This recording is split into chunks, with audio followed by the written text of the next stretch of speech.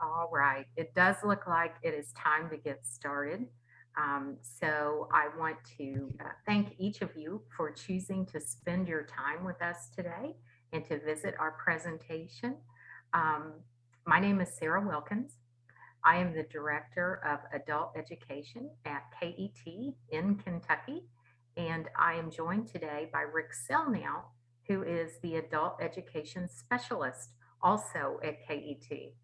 As I said, we're in Kentucky. KET stands for Kentucky Educational Television. We are a PBS affiliate station, so you're probably more familiar with PBS. Um, but in addition to being a TV station, we also have a long history of creating curriculum and study materials for pre K through adult learners. Um, for the adult education market, many years ago, we had GED on TV, and people would study and look at lessons on TV and then complete related lessons in the workbook. And then we got a little more modern and moved on to DVDs and VHS tapes. But now we have online digital resources, which are more important and more timely than ever these days. So today we're going to talk to you about a number of free resources available in learning media, which Rick has up here on your screen. Um, and I see that some of you are unfamiliar or have not used PBS Learning Media before. So I think you're in for a treat today. Wonderful, wonderful resources, as I said, that Rick will tell you more about. Then we're going to talk some about free digital tools that you can use to help work with your students in an online or a blended or completely remote environment. We'll tell you some more about some of those. And then we will finish with telling you about and sharing with you our resources for high school equivalency study and workplace prep. KET is a publisher, so we feel an obligation to let you know about some of those resources toward the end as well. So with that, I will hand the presentation over to Rick. Thank you, Sarah, and thanks for joining us, everybody. So like Sarah mentioned, my name is Rick Selnow. I'm the Adult Education Specialist here at KET. But today I was hoping to talk to you a little bit about PBS Learning Media, and it's exciting to hear that some of you have not had a chance to use it yet, because we'll be excited if we can make more people aware of the thousands of free resources available there that are submitted by KET, as well as our other partner stations across the country. KET is the single largest contributor of adult education resources to PBS Learning Media, but as I think all of you will know already, there are plenty of resources out there that we can use regardless of the initial grade level design, because the content is still good. So we'll get to all of those topics in a second. But first, for those of you who are not familiar with it, I'll give a little brief rundown of PBS Learning Media itself, and then we're going to try to build on that and talk about some other digital tools that you can use with the free resources and content in PBS Learning Media to try to reach your students, whether you're in a hybrid situation, if you're in the classroom, or if you are fully distanced. The first thing I'll say is just the URL is just pbslearningmedia.org, but you'll notice that mine has a little KET in front, and there's a KET here. That is because whenever you first access the website, it's going to try to find out what your nearest partner station is. And the reason it does that is because if you look at the top here, you can see I can search for resources by subject, I can search by grade, but I can also search by standard. PBS Learning Media is going to try to figure out what state you're in this case, Arkansas, and try to make sure that it finds resources that fit your state standards and the standards you're using as adult educators in the state of Arkansas. So that is one thing that it's going to do right off the bat for you to try to make your life easier. You can also see that there's going to be a front page of highlighted stories that you can flip through, but you can also simply search. So if I wanted to search for, let's say, like lessons on triangles, and I'm, say, a math teacher, one thing we always like to point out is this is just going to give you a search with anything that comes up for triangles. So you can see the second result is about the triangle shirtwaist strike. which is actually a social studies resource. So if I wanted to, I could say, oh, well, that's great, but I am a math instructor, so you can filter on the left to get more of those resources to slim down for you. You can filter by grade level here at the left. And what we do always like to tell educators, especially in adult education, is to not get too hung up about these grade levels. Saying that something is 6 to 8 does not mean that that specific lesson is only appropriate for 12 to 14-year-olds. What it means is these are concepts that are traditionally taught in 6th to 8th grade. So if you have students who are working on some of those core things, like some basic algebra and things like that, that might have been taught originally in 8th grade, then they can go in and select that information. You can also filter by resource type. So if you're looking for videos or if you're looking for interactive lessons, you can do that. And you can filter by language as well. So you can, if you are looking for languages that are available in multiple languages. So for instance, I just know these are good ones. So if you all are familiar with Nova, I'm going to go ahead and type them in there, because when I switch to Spanish, Nova does a great job of putting their resources into PBS Learning Media in both English and Spanish. So for this one, I'm going to go ahead and open this up. All you have to do, you can play this video and it'll play in English, which I can play a little bit for you now, but you can also toggle it over and play it in Spanish. So I'll give us like 30 What is the most seconds here. efficient way to deliver 16 million packages a day? That's the problem that Jack Levis and his team at UPS are trying to solve. To understand what they're up against, let's pretend I have an Aunt Gertie, and I want to send a package to her. Apologies, Aunt Gertie. We're not going to get to see the end of that just yet, because we have to see. ¿Cuál es la about the forma más TIA. eficiente para entregar 16 millones de paquetes por día? Ese es el problema que Jack Levis y su equipo de UPS están tratando de resolver. Para entender contra qué se enfrentan, supongamos que le quiero enviar un paquete a mi tía Gertie. El recorrido So you can see it's giving the exact same lesson, but they have recorded audio in Spanish, and the subtitles even change over to Spanish in this case, so they can switch over if that's something that's useful to you. And again, that's just a quick example. I like that because it's going to teach them math, but it's contextualized. So it's the kind of stuff that in an adult education classroom could be useful for us if maybe some of our students work for UPS, like in this video, or Amazon, or a similar work environment.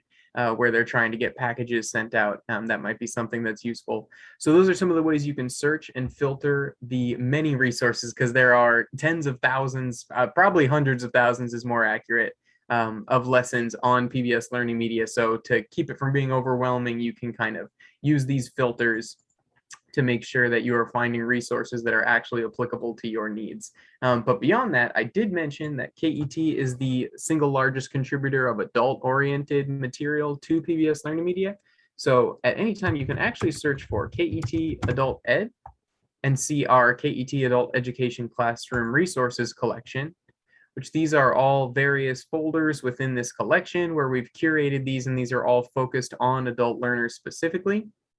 So we go here. This is part of our Workplace Essential Skills collection. So you can see we've got 7 high demand career sectors here, and there's going to be math in those areas that is contextualized to those career sectors, as well as language arts lessons.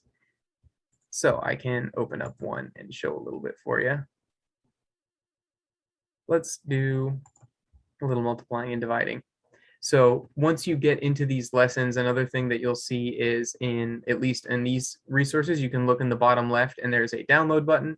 So if you are in an environment where a lot of our corrections colleagues sometimes find themselves where they do not have internet access in their classroom, but even in another non-corrections environment, you might find that to be the case. You can actually download these and bring them into show off of a flash drive, or if you have a laptop but you can't connect to the internet at the facility, you can download it so that you can still project it maybe to your students that way. There's also discussion questions and background readings and supporting lesson plans that come on here if you want to figure out how to use these as an instructor. And then as you play in these videos, you'll notice that these are going to be some individuals, in this case, who actually work in healthcare. They're going to talk about how they use math, specifically multiplication and division, and work some problems on the screen for your students while they're going. Every 100 units of Botox is required 2.5 milliliters of sterile solution. So if a patient does come in with 300 units, I would have to multiply that by 3. So it'd be 2.5 milliliters of solution times 3. So it would be 7.5 milliliters.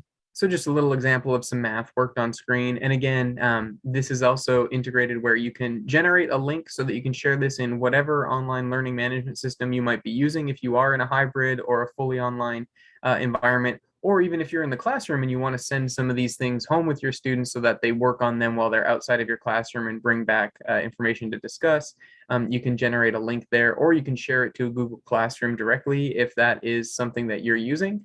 We had requests from instructors, PBS, the whole mothership as a whole, to use that because it's very widely used, because it's rather robust and free. So that's actually built right into there. So you can use that as well. So that's just an example of some of those resources. Again, I can click here to go back to the KET Adult Education Classroom Resources. But if you search, you can just search for KET Adult or KET Adult Ed, and you can pull this up and get started with some curated resources there that are specifically chosen for adult educators and contextualizing these math and language arts subjects. So that is a very brief overview of PBS Learning Media in general and some examples of some of the resources that can be found here.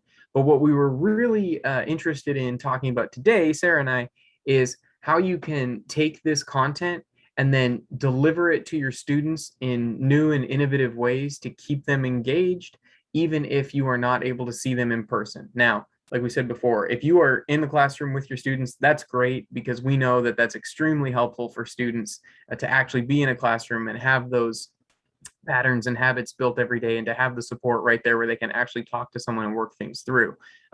But we wanted to talk about a few resources that might be helpful for you all if you are not as fortunate as to have classroom students, or if something changes where you have students who are at a distance from you, which kind of cuts some of those strings.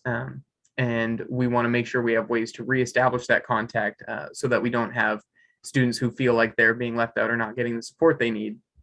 And the way we're going to do that is talk about 3 different free resources, pieces of software that you can get online. There's hundreds of thousands of these online that you all can get access to, but these are just some we wanted to highlight today because we want to focus on one that is a good way for instructors and students to kind of communicate one-on-one, for the teacher to give directly content to students and have them interact with it in a way that the instructor knows that they're interacting with it.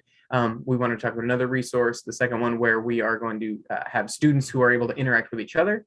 So even if you lose that classroom vibe of students being able to build off each other and work with their peers, there are ways that you can try to work around and rebuild some of that environment even without a classroom. And then the third approach that we're going to take is sort of a collaborative classroom environment where everyone is building a piece of content or material together to strengthen everyone.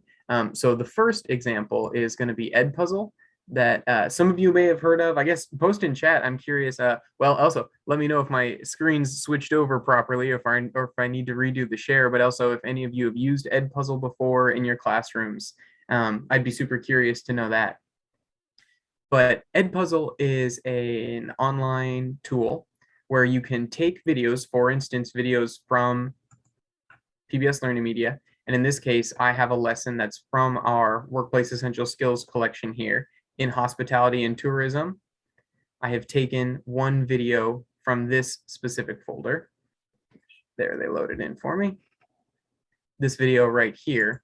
And what you can do with it is you can actually cut, trim, and edit the video if you want. So it's got very basic editing functions here where you can see I can choose a specific spot in the video, and I can put in a cut and actually delete whatever's in front of it. Now in this case, I'm going to undo it because I'd like to show us the whole video in a second. You can actually add voiceover. So as long as your laptop or your computer has a mic, or you have a headset you can plug in, you can actually record voiceover to insert in if you want to contextualize some of that video. Or like we said, again, if this is an instance where you want to be able to talk to your student, or even the reverse, they can create a student account and you can have them make a video and make them stop at a certain point and explain something to you verbally, like you might have been able to do in the classroom, so that there can be some facsimile of a conversation going on over there with this piece of content. And And the part that I think is most useful, or at least was for me in my classroom, is that you can add questions. So you can put in breaks, and I'll show this video in a second where you can see some of the questions I've added, multiple choice questions, open-ended questions, or simply a note if you want an instructional note added to a piece of material, especially in, for instance, like a social studies video, if you have a particularly complex concept, or you want to put a note for your students so that they can connect whatever concept the video is talking about to a concept that you all have talked about previously to sort of reinforce those learning pathways. That's something you can do as well. So I'm going to go ahead and play a little bit of this video so you can see what it looks like in person, but it's super easy. It's easier to me than iMovie. They have streamlined the tools to just be the tools you need and add in some specific tools that are going to be useful in a classroom, and starting some of that one-on-one communication between instructor and student, even if you aren't able to be in the same classroom. Or, like I said before, if you are in a classroom, but you want to send some work home with your students to keep them engaged between classes as well. So I'm going to play a little bit of Chef Mark here as he teaches us a bit about estimating. Hi, I'm Chef Mark. Sometimes in my job, I cater to large events, and I have to figure out how much of each ingredient I need to make enough of for a recipe for a large group. So now it pauses, and I've got an open-ended question for my students where they have to answer, what information will Chef Mark need to know before he can figure out how many ingredients to buy for this group? Well, it's intentionally open-ended. I wanted my students to say, oh, well, he'll need to know what type of food he'll need, and he'll need to know how many, whatever it is, how many eggs he needs versus how many cups of flour he needs, things like that. Because I just wanted it to be something to get them to think about what's happening here, to think like, hey, I'm in this career. All right, I know math, but now let's think like a chef for a second. So they can sit there and enter. This is me editing the question. Apologies. When it's the student mode, they'll be able to type in an answer. I'm in the edit mode right now as the instructor. And then video keeps going. We have a dinner coming up that will have about 70 guests, and they have requested chocolate cake for dessert. I have a popular chocolate cake recipe that serves 12. So now Chef Mark gave us a couple pieces of information that are useful, so I decided to throw in a multiple choice question. And here you can see it's revealing the answer to us because I'm in the editor mode, the teacher mode, but the students wouldn't be able to see that. They just see A, B, C, D. But Chef Mark just told us he has chocolate cake recipe that serves 12. He thinks he'll have 70 people at this dinner party. What equation will he need to help him solve this problem? So they have to figure out, oh, wait, is this a multiplication problem? Is this a division problem? What is this? And how can I work this math out myself? So, my first question is, how much do I have to multiply the ingredients by to have enough?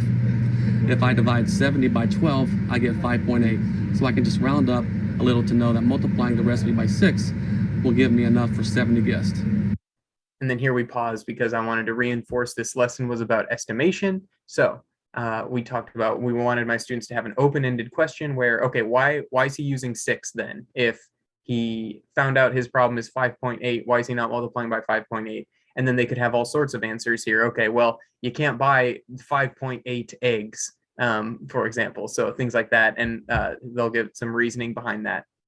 I won't play the end of the video because I think that's the main gist of it. But I wanted to go back and say, let's see, I'm going to hit finish so that my video is essentially saved. But I want to add content. I'm going to show you how easy it is. So if I go upload video, you choose a file so you can download something or put it into your Google Drive. But again, like we showed you earlier, if I go to my Chef Mark video, you can see that this video is downloadable. So I've downloaded it ahead of time. So all I really need to do is go choose file and find that in my downloads folder. So if I do go to downloads, estimating with Chef Mark, and there's my video. I've already got it in there, so I'm not going to put it in now, but all I would have to do is double click and it puts that video in. And the next step, I go to that edit screen where you and I just were. If I go to my content, I can get back to that edit screen simply by opening the video and clicking edit. And then I can start putting in either cuts, voiceover, questions, whatever is wanted for that video. So that's something, Edpuzzle, that we thought was particularly useful if you're trying to start a conversation with students as the instructor, even though you can't be in the classroom with them immediately. And one thing we like to remind you, just make sure you're always checking. So on PBS Learning Media, when you download a video, it's going to ask you to make sure that you abide by any copyright laws, because these are videos submitted by all sorts of stations and organizations. Frontline puts videos on here. Nova puts videos on here. All the PBS affiliate stations put videos on here. So just make sure that you include any proper citations in the video when you put it onto Edpuzzle so that you're following Edpuzzle's terms and conditions and PBS Learning Media's. But again, all these resources on PBS Learning Media are completely free. Edpuzzle is completely free, so that's an opportunity for you to take those resources to another level, one-on-one with your students.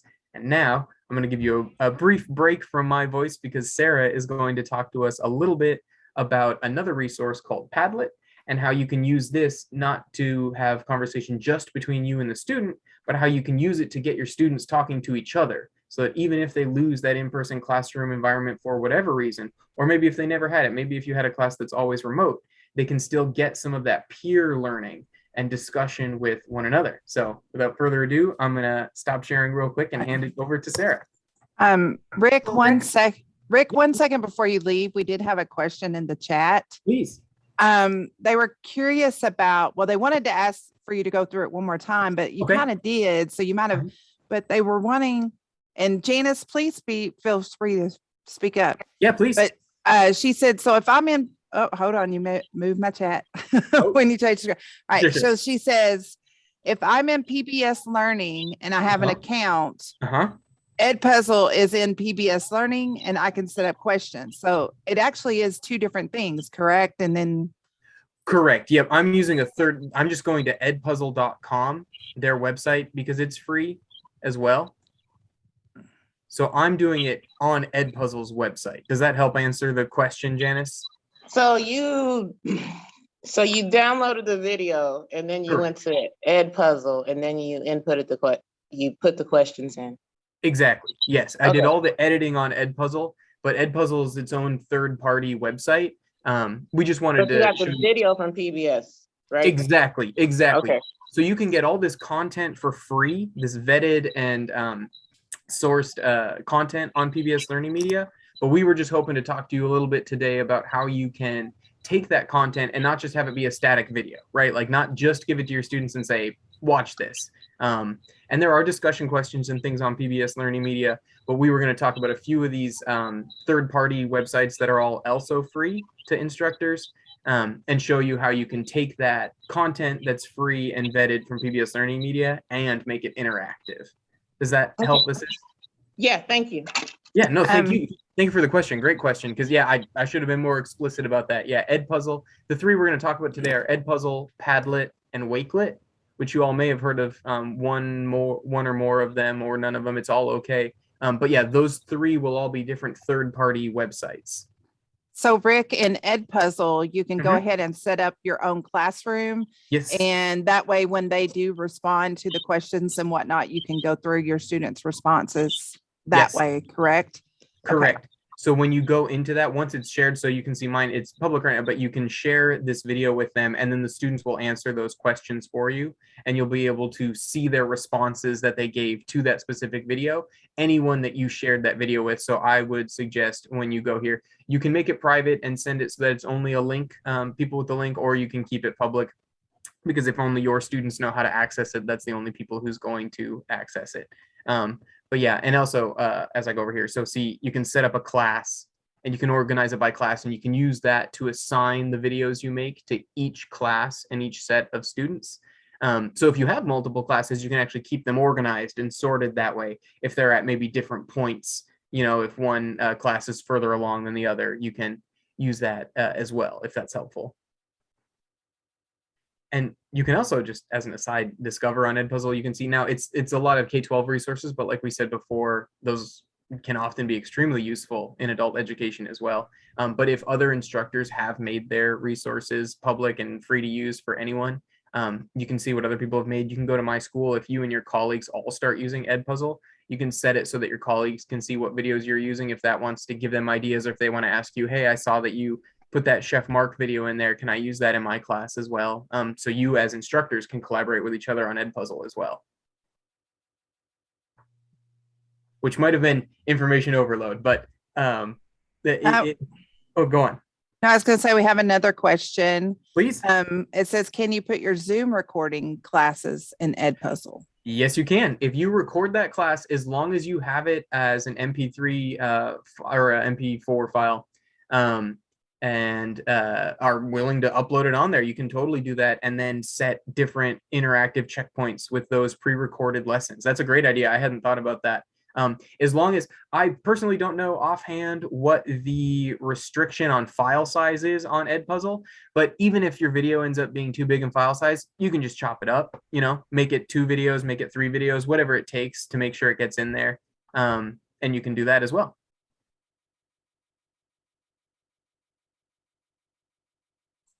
Okay, I think we're good.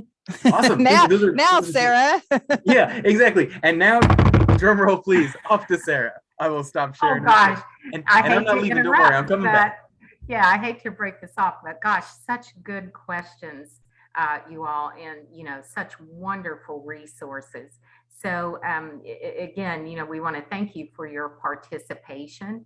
And let's see, I'm talking and sharing my screen here at the same time. Might not be a good idea, but we want to thank you for your participation and really encourage you to keep, talking with us and asking questions. So I'm going to tell you a little bit now about a resource called Padlet. I don't know if any of you all may be familiar with Padlet, but it is a way to post things sort of like on a chat board almost, to get conversation going and to encourage participation in your classes. So I'm looking now for the chat screen because something has resized here on me. And I need to get into chat to post a link for you all. While I'm clicking around looking for that, I want to explain a little bit about Padlet. Padlet, again, is like an online bulletin board, a chat board. So what I have for you today, and I hope you're able to see my screen. Yep, we can see it, Sarah. We can see it. Great. I have posted today a question for students who may be wanting to do, you may want them to take a stance or write an argument essay. So you can see over here on the right side of my screen, this is a video from PBS Learning Media that I have downloaded to my page here, asking a very timely question. Should teens be able to get a vaccine without parental consent? So you can see I have a few policies. After viewing the video, take a stance.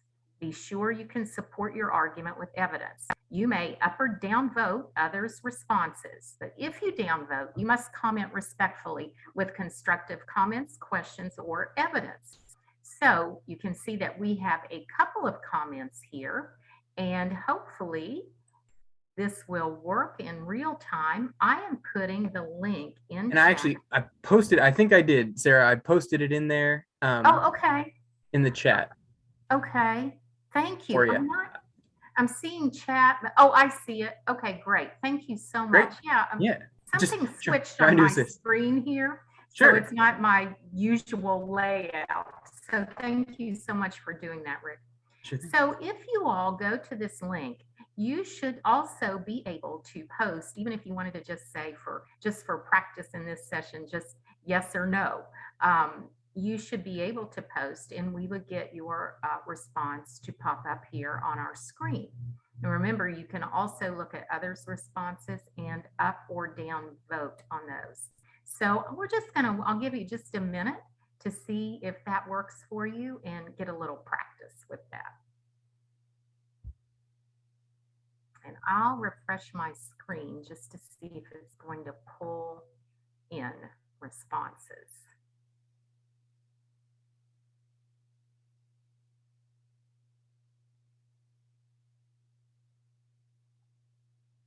So this is another way, as Rick mentioned in the previous one, you can share the video link exactly as I have shared with you all today. Your students can watch the video and then respond. And it looks like we've got someone typing a response.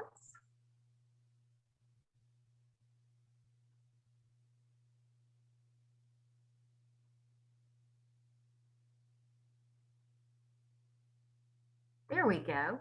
This is the age when teens are working to invent their identity. This could be a good way to allow them to express themselves that is fairly safe.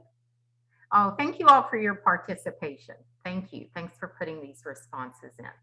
So you see, oh, this is great. Somebody has also commented on another person's post, and the one titled Parental Influence. And we've had a response that says, I agree that as long as the teens are educated enough to make an informed decision, it's reasonable to let them decide. So you can see very easily how you can start a conversation, a debate even, where your learners will support their own arguments or use the information for an argumentative essay. And it looks like we've got something else coming in here. I think you all can see at the top of the screen the little bubbles. Again, if you share the link, that's all they're going to need, and they have the video, everything they need on this page. When you create an account in Padlet, it's very intuitive. You'll be able to see how you can find and upload information. So it looks like someone is still typing in a response, so I don't want to leave the page right now. But do you have questions at this point or any discussion points about anything that we've shared with you so far? I feel like PBS Learning Media is so wonderful, but it's so vast. And we always struggle with how, my goodness, how do we convey all of this great information? And here's another response. Parents should discuss with children and hopefully come to a joint decision. Yes, thank you. Thank you all for your responses there. And I'm not seeing anything in chat. So I will stop my screen share now and hand it back over to Rick to show you another digital tool.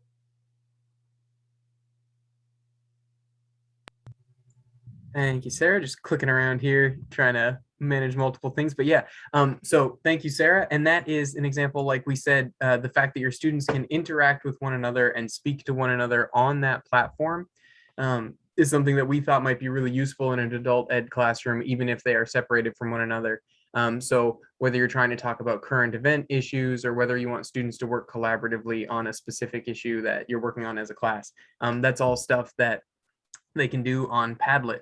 And then next, so we talked about a little bit of one-on-one communication, about student-to-student communication, and now we were going to talk a little bit about a resource that can be used for sort of a curated class-wide experience. So this is called Wakelet.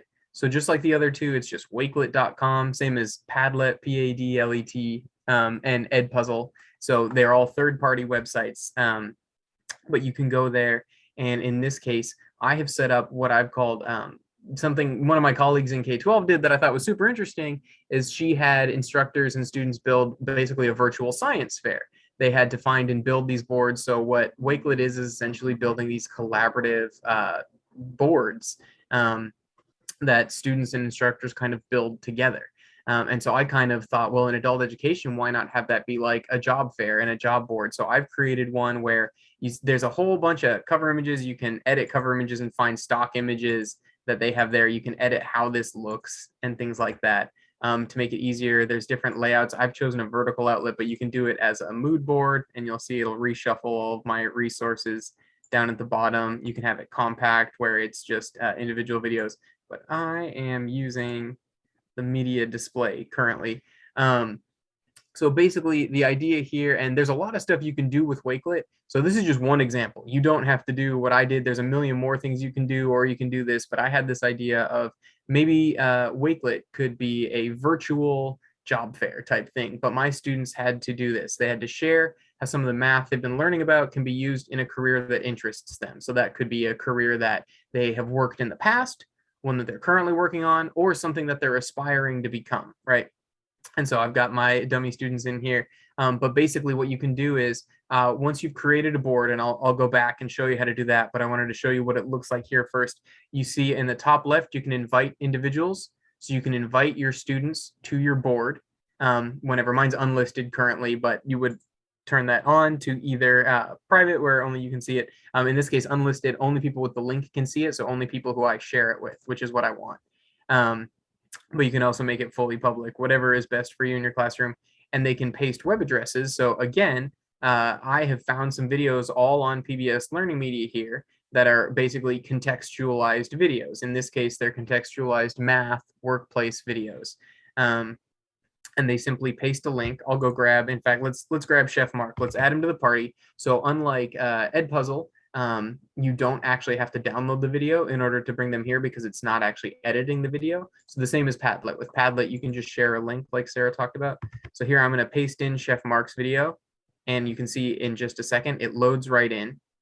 Now you'll see it keeps the explanation of the video that came from PBS Learning Media, but what I had my students do here is they had to edit that and change it to include their explanation of how this applies to the math they're learning. So if you click edit, you can actually delete that entire thing and have the students type in something else. So in this case, I'm going to be a fake student. And I suppose I should, full disclosure, when I say my students here, that's all my dummy students. This is an example class rather than real answers. But this is the idea of modeling this process of what students would do. So we all watched that Chef Mark video together. So let's say someone says, I used to work in a restaurant, and we needed to know how many ingredients to order so we didn't waste money, you know, something like that. This is, so they needed to learn these estimation skills that Chef Mark was teaching them so that they could have as close to the perfect orders as possible. If we scroll down here, we see I worked in a restaurant before, and when you're in a restaurant, you need to be able to multiply and divide so you know how much food to order each week. This is a video, finding area. I work for a roofing company. I'd eventually like to own my own roofing company, and earning my GED will get me there. When we work on houses, we need to know the area of the roof so we don't waste any shingles or supplies and bring just the right amount. Formulas and problem solving. When I get my GED, I want to go to nursing school. As a nurse, I'll need to know how to use algebra, like finding X in order to tell how many milliliters of medicine a person may need. So these are all things they can do. And your students, once they're in there, will be able to interact and go and watch these individual videos that their classmates have shared. And sort of, I imagine this kind of as like a review at the end of a major topic, or maybe even at the end of learning all their math stuff, where they're in summary having to share, okay, here's why I'm doing this, here's what I learned, and here's how I'm going to take it forward in my life, so that we can kind of reinforce that contextualization for students and say, no, this is important. You're not just learning arbitrary concepts for the sake of passing this test. You're learning these things because you're going to use these things. So now tell me how you're going to use them. So that's a little bit of that. I'm going to go ahead and click done here to get out of that mode, so we can see sort of my board as it's quote unquote finished. You can see students can hit videos that they liked, add different sort of reactions to it. And here they'll be able to actually click into videos and watch them. So you can see, again, I'm taken back to the PBS Learning Media resource, and I can play that. We can play a little bit of this. This is actually not a KET video. It's from our partners, the member station down in Arizona.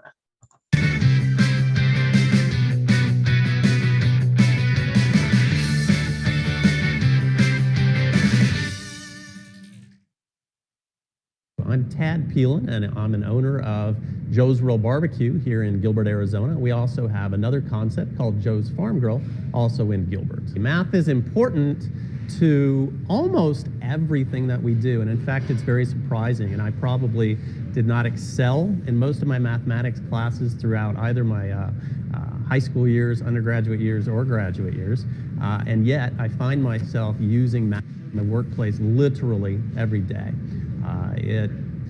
We have to think about the number of customers that are going to come join us at each of the restaurants. We need to think about portions. We need to think about ordering.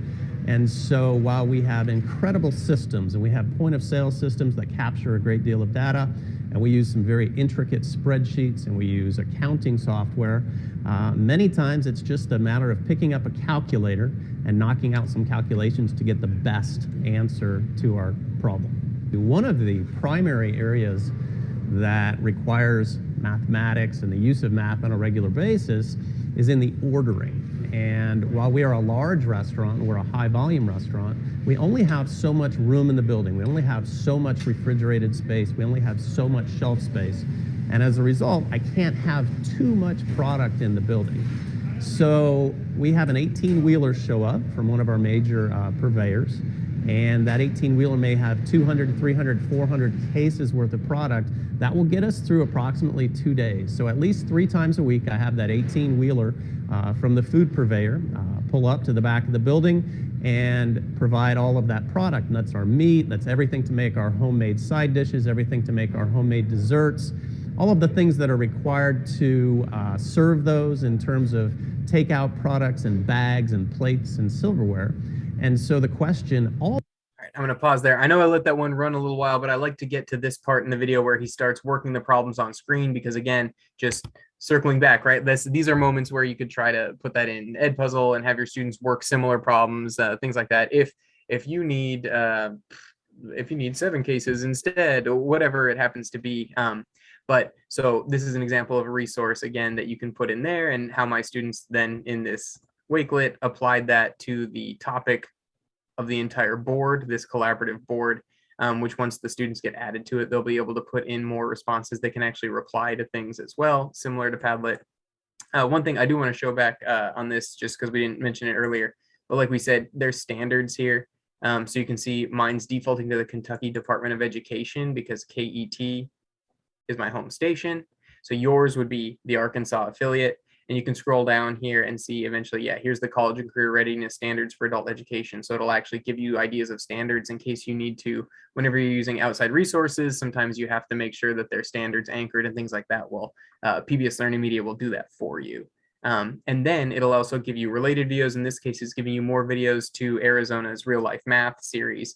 So if your students were trying to find videos to do something like this sort of interactive job fair, they could use that, go off of their classmates' videos and say, oh, okay, I can find another video in this series. Maybe I don't want to be a restaurant manager, but maybe I want to go be a carpenter or be whatever. Let's see, there was a carpenter in there, a woodworker, data analyst, whatever interests them, and figure out some of those examples and apply that to themselves as well. So that's an example of that. I can also, here, I'll show you, if you go to home, just close this real quick, and it's as simple as this. That was my collection there, but once you get to the home page, you've made a free account. You simply click the big green plus and you choose which view you want. Are you trying to make a mood board, like a collage type thing with your students, a grid view, compact view, whatever is best for you? You can hit use layout, and then you can add in whatever the title of it is and a description. In case in mine, I use that example of here's where I put my prompt to my students, that's telling them what to do. And then they can just start pasting in web addresses, in this case from PBS Learning Media, but they can also put images in and respond to those. They can make just a text-based note if they have an idea that they couldn't quite find a video for, but they really want to explain a certain math concept and how it's going to apply to their career. They can simply make a text-based response and add that in there, typing away, and it'll post it to that board as well. Just hit done on that. And then, like I said before, there's actually a whole library of GIFs and images that you can use. If you wanted to go here, let's see what happens if I type in math. I don't know.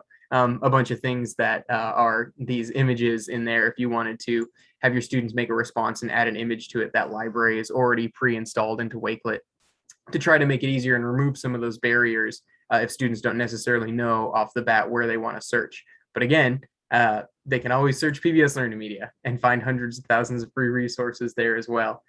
So those are some examples of how we thought you could form this sort of collaborative activity as an entire class to make everyone feel like, hey, I am connected. I'm part of this entire classroom, even though I'm not going in there once a week or every other day or whatever it happens to be. I'm still connected to something. We're still doing something together to try to help students and stay motivated and engaged that way. So that one is Wakelet. And now I will hand it back to Sarah for a moment. I will go pop into chat in case anyone has any questions, or again, please feel free to interrupt me if I'm missing any just as I'm sharing screen here, because I'm happy to discuss them. But if there aren't any questions, Sarah's going to talk a little bit about a couple resources that we at KET do produce ourselves that are also intended to reach students virtually. But everything we've talked about so far, all three of those websites, Edpuzzle, Padlet, Wakelet, completely free. PBS Learning Media, everything on there is free, and it's standards linked and vetted as well. So yeah, I will pass off to Sarah. Thanks, Rick. Well, if those digital tools weren't enough, I'm putting in chat right now a link to a document that we at KET have created that lists other digital tools that you may want to check out. Things like Flipgrid or Screencastify or Pear Deck. So they're all there in a handy list. I've put the link in chat so that you have access to check out some other tools that you may want to use. You know, PBS Learning Media is great on its own, but there are also wonderful ways to capitalize on that content and share with your learners. As we said, even remotely these days. So we'll watch chat for a moment here. Please go ahead and chat while we are presenting. I have the new screen up for you. As Rick said, everything that we've talked about to this point is completely free, and we'd be glad to give you more information on PBS Learning Media and how to navigate, or if you would like a session for just teachers at your center, we'd be glad to do that. But as I mentioned at the beginning, KET is a publisher of curriculum materials. So what you have on your screen now is the image of the landing page for our online study systems for high school equivalency prep, that's fast forward, and workplace prep, that's workplace essential skills. Now, these tools, these resources offer classroom management systems so that you can monitor student work even at a distance. These materials are not free. So I just want to say that we're turning a corner here. And again, as a publisher, I feel like we have an obligation to tell you about these materials as well. So for our remaining time, which is brief, I'm going to just visit and let you see some of these materials and how many adult learners and educators across the country are using them to help them achieve their goals. We'll start with fast forward on the left, which is our high school equivalency prep study system. We have all 4 courses that students will encounter. Our math section is divided into 2. Our math subject is divided into 2 sections. And all of our courses have this organization, a pretest that is both diagnostic and prescriptive. So it will identify the skills that students need to learn, the lessons that students need to study, but it will also identify the areas where they have strengths and maybe don't need to spend their time. As we scroll on down, you'll see that there are topics that are further divided into lessons.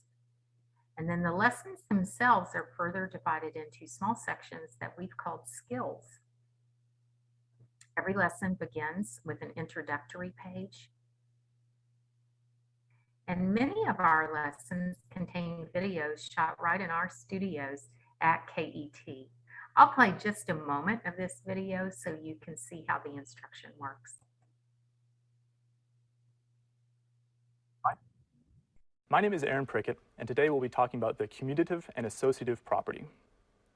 First, we can use commutative property to simplify an expression. The way that we would do that is to first think about what commute means. Commute means to move around. So we can think about moving around the terms that we're adding or multiplying in order to make our problem easier for us. For example, if I'm adding 3 plus 4 plus 5, it doesn't matter what order I add them in, I'll still get the same result. So I wanted you So I to can see add just 3 a moment of that plus video 4 there so plus that you can see that the teacher does some actual instruction and then also begins to work the problem out on the whiteboard for the students. So as they move on through lessons, you see that there is additional instruction. So students can do this on their own, on any mobile device, or sometimes teachers use it in the classroom as a group teaching. Perhaps they project the content onto the wall or a whiteboard and discuss it as a group.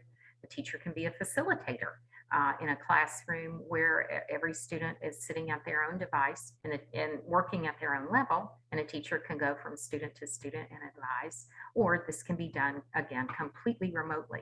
Every lesson ends with a skill check for practice. And if I return to the main page, you'll see that there's ample opportunity for review. Every lesson has a lesson review. Every topic has a topic review. And if I were to scroll to the bottom of the page, which I don't think I'll do today because I know sometimes there's a lag and it can kind of make people feel a little dizzy. But if I scroll to the bottom of the page, then there is also a post-test and a practice test. Grades are recorded in an online gradebook. You can see the class tools on the left provide a gradebook that records students' grades for both you and your learners. There's a report section where you can click to run a student activity report on an individual student, time on task by subject, by days, by session. You can also sort those reports according to last login or days inactive.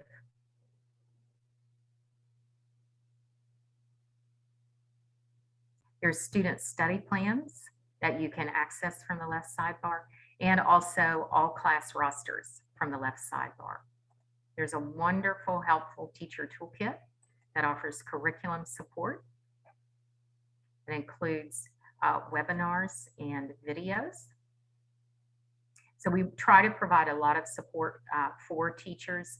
We really do want you to be able to use the product and use it in a seamless, efficient way. So we try to provide a lot of videos and also a lot of support. And as I said, even tailored webinars for just you and your group, if that would be helpful for you. The teacher toolkit also contains the curriculum alignments to CCR, CCSS, TABE, and GED assessment targets. We are an approved test prep provider for, excuse me, for all 3 of the high school equivalency exams. So that's a little bit about what the inside of Fast Forward looks like. In our Workplace Essential Skills, we offer contextualized math and language arts content that focuses on 7 high-demand career sectors. So I have a bit of a lesson pulled up for you here that features a video talking about using math in the field of transportation.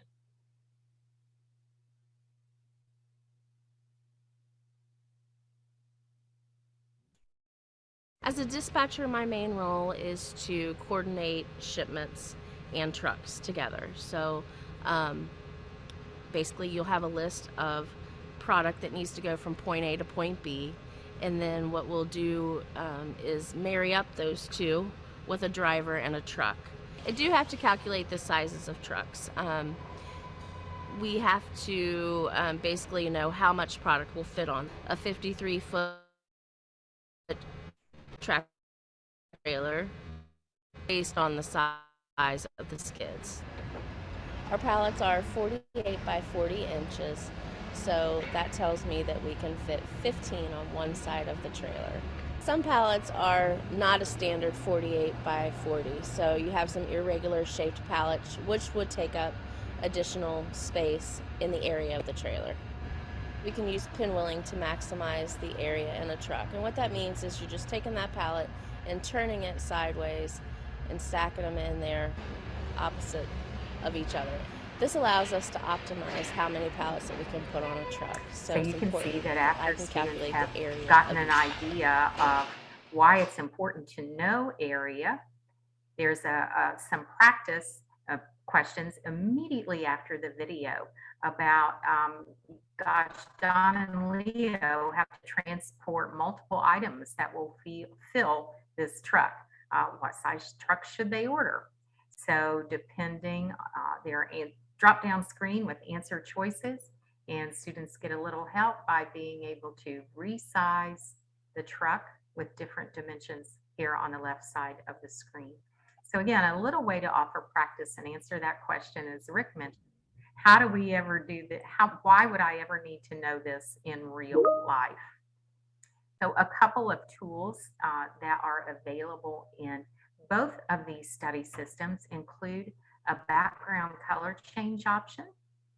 So you can see the circles here with different colors in the bottom left of my screen allows me to change the background color to make it maybe a little more comfortable for those who have trouble reading on a bright white background. We also have a text-to-speech option. We'll play that just for a moment. You'll see this load up and it will highlight the section. Another important aspect of transportation and logistics is properly determining volume and weight of dry loads that are put onto train, flatbed cars, or into truck. Text that's being read, it also will highlight each individual word. We also have a translate feature. So again, if I highlight a portion of text and select a language,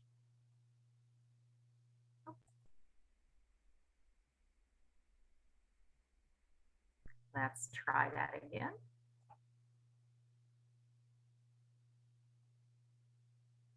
There we go. You can see that the translated text is available in written format, as well as being able to hear text to speech again. Mire este ejemplo. Su pedido tiene 8 tarimas cargadas. Cada una mide 48 pulgadas de largo x 40 pulgadas de We ancho know x that we're all 60. looking for resources to help our learners in other languages. So I did want to also take time to let you know that KET has partnered with NGen. There was a presentation right before this one from Tad Wamister of NGen. And if you didn't have a chance to attend, I would encourage you to watch the recording. NGen is a language upskilling platform that provides users with digital English language learning resources. And as I said, KET is proud to be a partner with NGen to offer resources to learners with other languages. And I believe I have that page up here, and we can put that in chat as well so that you have a link.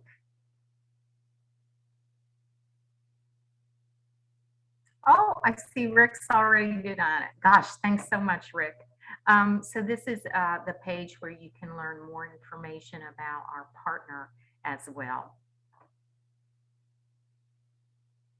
So if we go back to our main page, again, Fast Forward and Workplace Essential Skills are the two online study systems for workplace prep and high school equivalency prep. And we are happy to give you more information about that.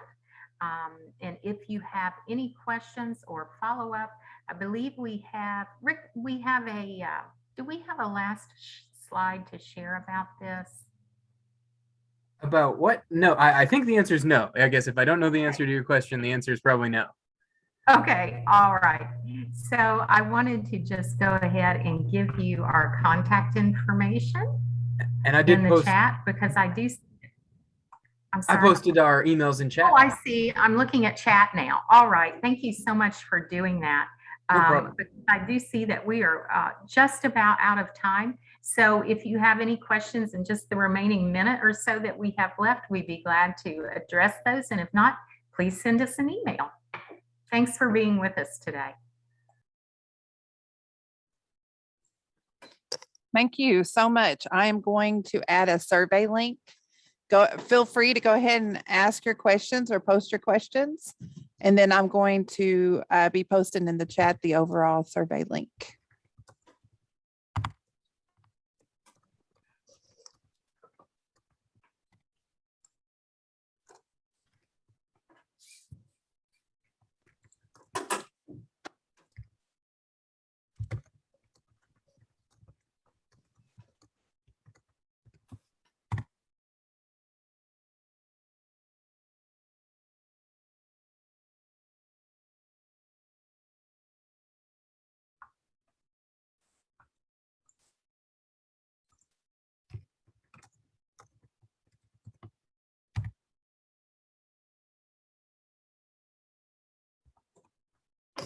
It looks like you're getting nothing but good responses back. I know I enjoyed it. I've already taken down notes. Glad to hear it. So I appreciate it. Perfect. Yeah, we just hope So we hope glad it's to- up. Oh, so you go glad ahead, to Sam. have you with us today. Yeah. Okay. Well, I will stay on just a few minutes just in case as people leave. And thank you so much for coming, and please fill out the survey. I'm sure they would like to read your feedback for future presentations. So Absolutely. thank you Thanks guys. again, everyone. Bye-bye. Thank you for inviting us, and thanks for everyone sharing their time with us.